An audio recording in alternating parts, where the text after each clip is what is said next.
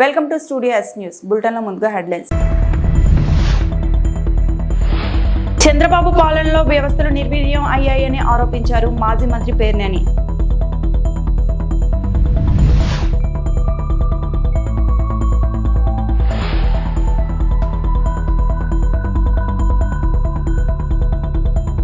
Singayi case తప్పుదోవ పట్టించేందుకే YCP నేతల యత్నాలు. MLA Burla Ramanjaneyulu. Singayi మృతి కేసును తప్పుదోవ పట్టించేందుకే వైసీపీ నేతలు సీఎం చంద్రబాబు వ్యాఖ్యలను వక్రీకరిస్తున్నారని గుంటూరు జిల్లా పత్తిపాడు ఎమ్మెల్యే బూర్ల రామాంజనేయులు విమర్శించారు. 5 ఏళ్ల కాలంలో దళితులను జగన్ మోసం చేశారని దుయ్యబట్టారు. రాష్ట్రంలో దళితుల అభివృద్ధిని 100 ఏళ్లు వెనక్కి నెట్టారని ధ్వజమెత్తారు. కారు కింద పడినటువంటి సింగాయిని మనం బజార్లో ఎక్కడైనా కుక్క చనిపోతే ఎలాగైతే ఈడ్చుకొని పక్కన పారేస్తామో అలా పాడేశారన్నటువంటి విషయాన్ని చంద్రబాబు నాయుడు గారు చెప్తే, చంద్రబాబు నాయుడు గారు ఏమో దళితులను అవమానపరిచారు అన్నటువంటి కోణంలో మాట్లాడడం ఎంతవరకు సబబు అన్నది ప్రజలు గమనిస్తున్నారు. ఇది వైసీపీ నాయకులకి, జగన్మోహన్ రెడ్డి గారికి ఏమాత్రం కూడా సబబు కాదు. అసలు దళితుల్ని ప్రేమించింది, దళితులను హక్కును చేర్చుకున్నది, దళితుల పథకాల్ని అమలుపరిచింది, దళితుల యొక్క సప్లాన్ని ఏర్పాటు చేసి దానికి నిధులిచ్చి దళితులను అభివృద్ధి పాత్రలో నడిపించింది చంద్రబాబు నాయుడు గారు. ఇది చరిత్ర చెప్తుంది, వర్తమానం చెప్తుంది. మీరు దళితుల స్కీములు రద్దు చేసి సప్లాన్ నిధులు దారి మళ్లించి దాదాపుగా కేంద్ర ప్రయోజిత పథకాల్లో దళితులకు ఉపయోగపడేటటువంటి పథకాలన్నిటికీ కూడా కేంద్రం ఇచ్చినటువంటి డబ్బులకి మీరు మ్యాచింగ్ గ్రాంట్ ఇవ్వక వాటన్నింటినీ నిలిపేసి 5 సంవత్సరాలు మీ పాలనలో దళితుల్ని విధ్వంసం చేశారు. దళితుల మీదే దళితులు కేసులు పెట్టారు. మాస్క్ అడిగిన పాపానికి ఒక డాక్టర్ని హింసించి చంపేశారు. మాస్క్ పెట్టుకోలేదని కిరణ్ లాంటి యువకుడిని పోలీసులు తరిమి చేస్తే అతను చనిపోయాడు. దళితుల్ని హింసించింది మీరు, దళితుల పథకాలను రద్దు చేసింది మీరు, దళితుల సంక్షేమాన్ని కాలరాసింది మీరు, దళితుల యొక్క అభివృద్ధిని 100 సంవత్సరాలు వెనక్కి నెట్టింది మీరు. అలాంటిది మీరు ఈరోజు దళితుల మీద ప్రేమ కనపరుస్తూ బాబు గారు చెప్పినటువంటి మాట దాన్ని దళితులకి వర్తింపజేసి, అసలు మీరు బాబు గారు చెప్పిన సందర్భం ఏంటి? మీరు దాన్ని దళితులకి వర్తింపజేసి దళితుల్ని అవమానపరిచింది మీరు. ఎక్కడైనా ఎవరైనా మాట్లాడారా ఆ మాట మీద? మీరు మాట్లాడుతున్నారు. అంటే మీ ఉద్దేశం ఏంటి? దళితుల్ని అవమానపరచాలి, దళితులకు జరిగినటువంటి అన్యాయాన్ని, దళితులు జరిగినటువంటి ఘోరాల్ని మీరు చేసింది, మీరు చేసిన నిర్వాకాన్ని కప్పిపుచ్చుకోవడానికి ఈరోజు ఈ మాటలు మాట్లాడడం సబబు కాదు. నేను మొన్న చెప్పాను, ఇప్పుడు చెప్తున్నాను. చంద్రబాబు పాలనలో వ్యవస్థలు నిర్వీర్యం అయ్యాయని ఆరోపించారు మాజీ మంత్రి పేర్నేని. ఏపీలో పోలీస్ వ్యవస్థ ఎక్కడుంది అని ప్రశ్నించారు. బాబురావు మీద దాడి చేసిన వారంతా టీడీపీలోనే ఉన్నారు కదా, టీడీపీ నేతల దోపిడిని అడ్డుకోవడమే నాగమల్లేశ్వరరావు చేసిన నేరమా? సుపరిపాలన అంటే మనుషులను హత్య చేయడమా అంటూ ప్రశ్నల వర్షం కురిపించారు. మా పార్టీ కార్యకర్తలు, నాయకులు అసంతృప్తి చెందకుండా చూసుకోండి, మీ మీద కంప్లైంట్లు నాకు రాకుండా చేసుకోండి అని చెప్పి బరితెగించి జిల్లా అధికారులకు చెప్తాడు. అంటే దేవుడి సాక్షిగా, అంటే దైవ సాక్షిగా ప్రమాణం ఏం చేశాడు? ఇవాళ సంవత్సర కాలంగా ఎలా పరిపాలిస్తున్నారు, ఏం పరిపాలిస్తున్నారు? ఇవాళ ప్రతి వారం లేదా ప్రతిరోజు రాష్ట్రంలో ఏదో ఒక మూల ఏదో ఒక ఆడపిల్ల బలవుతున్నటువంటి పరిస్థితులు ఇవాళ రాష్ట్రంలో ఉన్నాయి. రాష్ట్రంలో ప్రతి వారం ఏదో ఒక ఊరిలో రాజకీయంగా వైఎస్ఆర్ కాంగ్రెస్ పార్టీ వాళ్ళ మీద హత్యాయత్నాలు చేస్తున్నారు. ఎక్కడ నిరోధించేటువంటి వ్యవస్థలు కానీ, నిరోధించాల్సినటువంటి పోలీసుల వ్యవస్థ కానీ ఏ రకంగా నిర్వీర్యమైపోయినటువంటి పరిస్థితులు ఇవాళ ఈ రాష్ట్రంలో దాపురించినయో మనం చూస్తున్నాం. రాష్ట్రంలో ఉన్నటువంటి ప్రతి ఊరూరున రాజకీయ సైకోగాళ్ళు ఇవాళ ఏ రకంగా బరి తెగించి బజారులో నడుస్తున్నారో మనం చూస్తున్నాం. ఇవాళ వైఎస్ఆర్ కాంగ్రెస్ పార్టీలో ఉన్నటువంటి అర్హులకి అన్నీ తొలగించమని చెప్పని వాళ్ళే అన్ని ఆదేశాలు ఇస్తారు.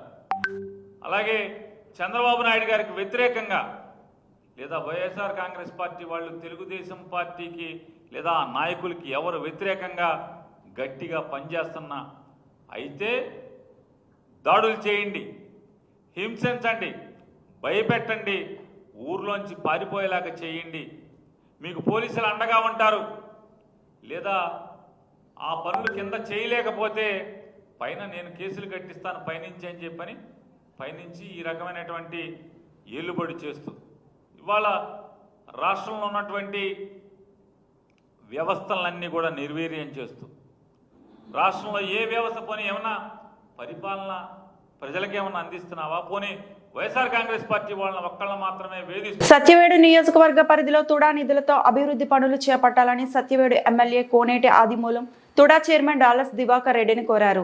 శనివారం తుడా చైర్మన్ డాలస్ దివాకర్ రెడ్డిని మర్యాదపూర్వకంగా కలిసిన సత్యవేడు ఎమ్మెల్యే కోనేటి ఆదిమూలం గజమాలతో ఘనంగా సత్కరించారు. అనంతరం సత్యవేడు నియోజకవర్గ అభివృద్ధిపై చర్చించారు.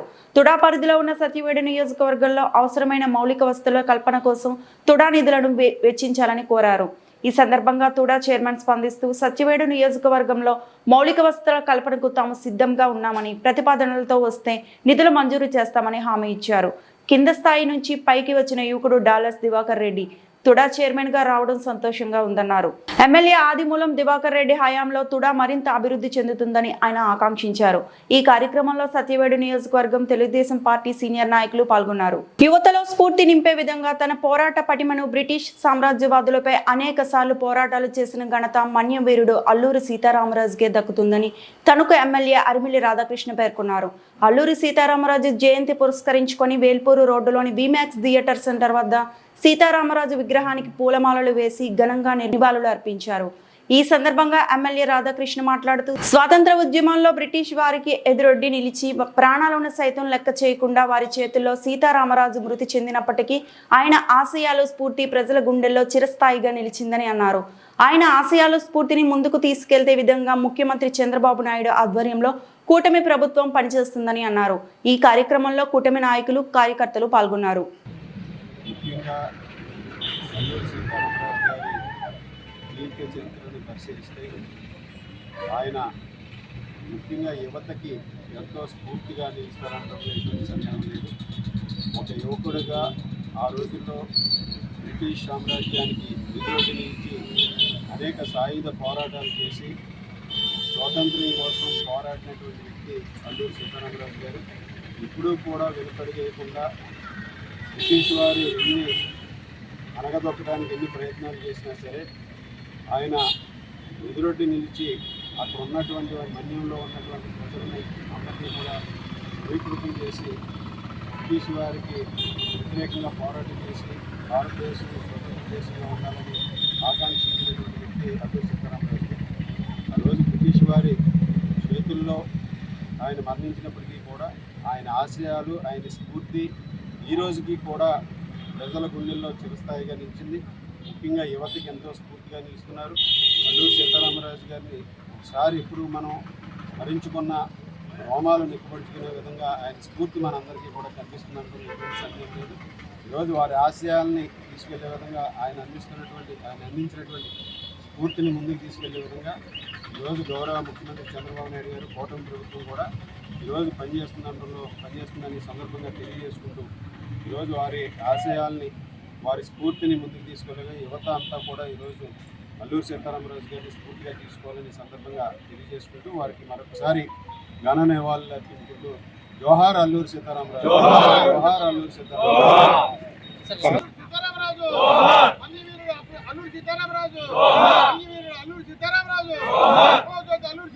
ఎల్బీ స్టేడియంలో జై బాపు జై భీమ్ జై సంవిధాన్ సభ ముఖ్య అతిథిగా పాల్గొన్న ఏఐసిసి అధ్యక్షులు మల్లికార్జున్ ఖర్గే, మీనాక్షి నటరాజన్, ముఖ్యమంత్రి రేవంత్ రెడ్డి, పిసిసి అధ్యక్షులు మహేష్ కుమార్ గౌడ్, ఉప ముఖ్యమంత్రి మల్లు బట్టి విక్రమార్క, మంత్రులు, ఎమ్మెల్యేలు రానున్న స్థానిక సంస్థల ఎన్నికల్లో కాంగ్రెస్ పార్టీ జెండా ఎగరవేయడమే లక్ష్యంగా ప్రతి ఒక్కరూ పనిచేయాలి. గ్రామాల్లోని ప్రజలు ఇది కదా మేము కోరుకున్నది ఇందిరమ్మ రాజ్యమని సంతోషపడుతున్నారు.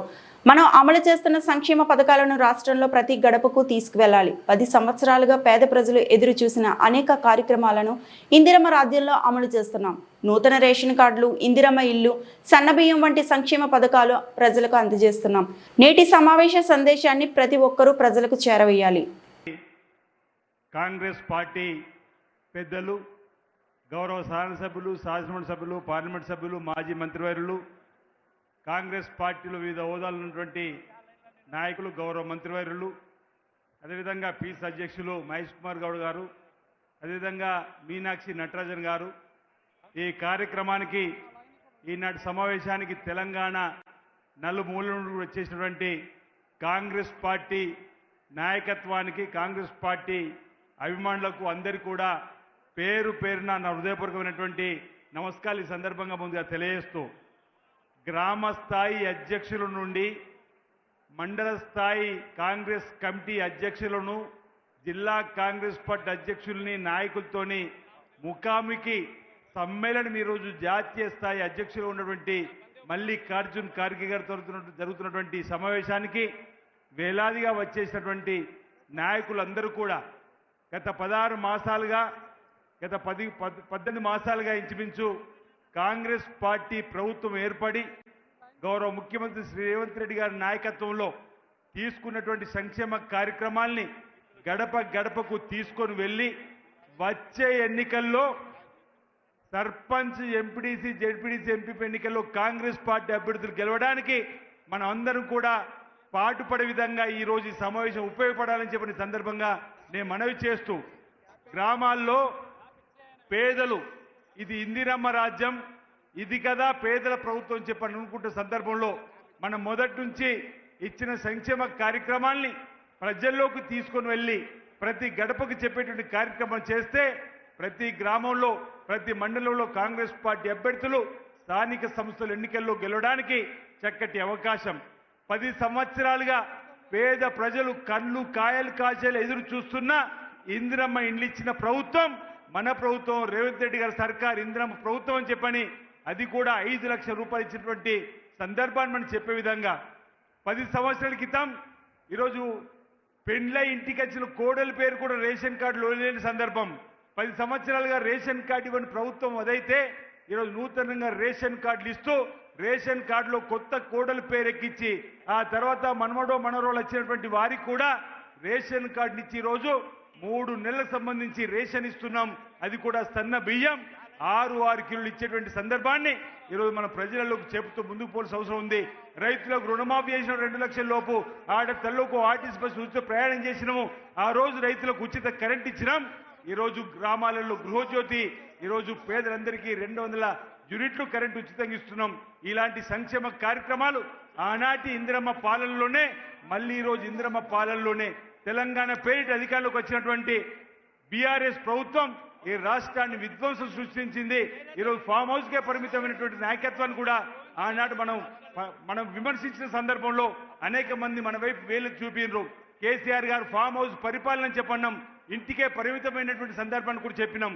మనం అసెంబ్లీ ప్రారంభమైనాక సువర్ణ అక్షరాలతో లిఖింపబడ్డటువంటి బీసీ కులగణకు సంబంధించిన బిల్లు ప్రవేశపెట్టినప్పుడు కానీ, ఎస్సీ కేటగిరీకి సంబంధించిన బిల్లు ప్రవేశపెట్టినప్పుడు కానీ కేసీఆర్ గారు రమ్మని కాంగ్రెస్ పార్టీ పక్షాన మనం కానీ గౌరవ ముఖ్యమంత్రి రేవంత్ రెడ్డి గారు కోరిన రానటువంటి సందర్భాన్ని గుర్తు చేస్తూ మన అంశాల్ని ఏదైతే ఫామ్ హౌస్గా పరిమితమవుతుండో కేసీఆర్ అనే మాటలు ఈరోజు అసెంబ్లీకి రాకుండా ఉంటున్నటువంటి అంశాలను మనం చెప్పినటువంటి సందర్భంలో ఈరోజు మనకు మన మన మన వాదనలకు బలం చేకూర్చే విధంగా మై డియర్ డాడీ అంటూ డాక్టర్ రాసిన లేఖలో కూడా అంది కవిత ఏమన్నది, నాన్న మీరు ఇంటికే పరిమితం అవుతున్నారు, ఈరోజు మీరు బీసీ బిల్లు పైన మాట్లాడాల్సి ఉండే, మీరు ఎస్సీ కేటగిరీస్ కూడా మాట్లాడాల్సి ఉండే చెప్పిన మాట ఈరోజు చెప్పినటువంటి సందర్భంలో మన వాదనలకు బలం చేకూర్చే విధంగా ఈరోజు ప్రజలందరూ కూడా మన వైపు చూస్తున్న సందర్భంలో ఈరోజు మల్లికార్జున్ ఖర్గే గారు ఏఐసిసికి సంబంధించినటువంటి ప్రధాన కార్యదర్శి గారు గౌరవ ముఖ్యమంత్రి రేవంత్ రెడ్డి గారు త్వరలో వచ్చేటువంటి క్రమంలో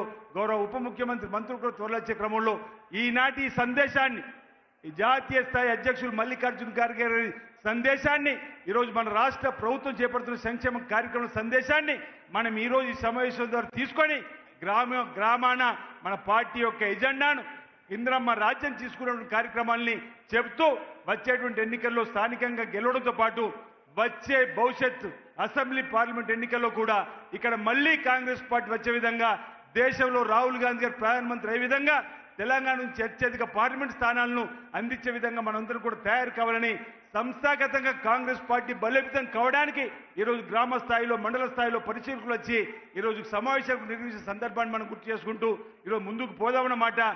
మనం బీఆర్ఎస్ బీజేపీని రెండు కూడా ఎండగడుతూ ముందుకు పోయేటువంటి క్రమంలో మనందరం కూడా విజయం సాధించాలని చెప్పని కోరుతూ నాకు ఈ అవకాశం ఇచ్చినటువంటి పెద్దలకు ధన్యవాదాలు తెలియజేస్తున్నా.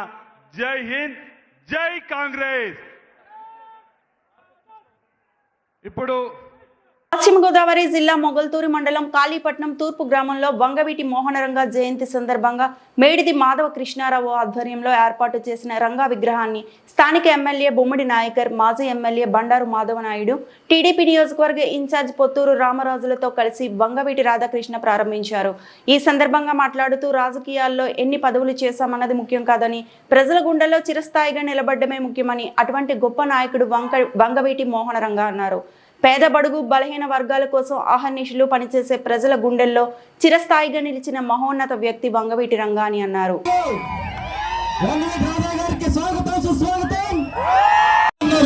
చాలా సంతోషం. ఒక కార్యక్రమానికి కాళీపట్నం వాసులు ఎవరుతున్నారో వాళ్ళు అమెరికా నుంచి వచ్చారు చాలా మంది ఇక్కడికి. అదేవిధంగా హైదరాబాద్ నుంచి వచ్చారు చాలా మంది. రాజకీయ నాయకులు మేము ఎన్నిసార్లు చేసాం, అన్నిసార్లు గెలిచామని చెప్పుకుంటా ఉన్నారు. ఎన్నిసార్లు గెలిచారని చెప్పని కాదు, ఎన్నిసార్లు ప్రజాప్రతినిధులు మంత్రి చేశారని చెప్పని కాదు, ఉన్న కాలంలో ఇన్ని తరాలని ప్రభావితం చేశారని చాటి చెప్పిన నాయకులు వంగవీటి మోహన్ గారు ప్రభావితం చేస్తారని చెప్పంటే పోరాటం ఎంత గొప్పదో, ఆయన ఆశయం ఎంత గొప్పదో మనందరూ ప్రతి ఒక్కరు గమనించాల్సిన అవసరం. ప్రభావితం చేస్తారని చెప్పంటే పోరాటం ఎంత గొప్పదో, ఆయన ఆశయం ఎంత గొప్పదో మనందరూ ప్రతి ఒక్కరు గమనించాల్సిన అవసరం. ఇవి ఇప్పటి వరకు ఉన్న బులెటిన్ అప్డేట్స్.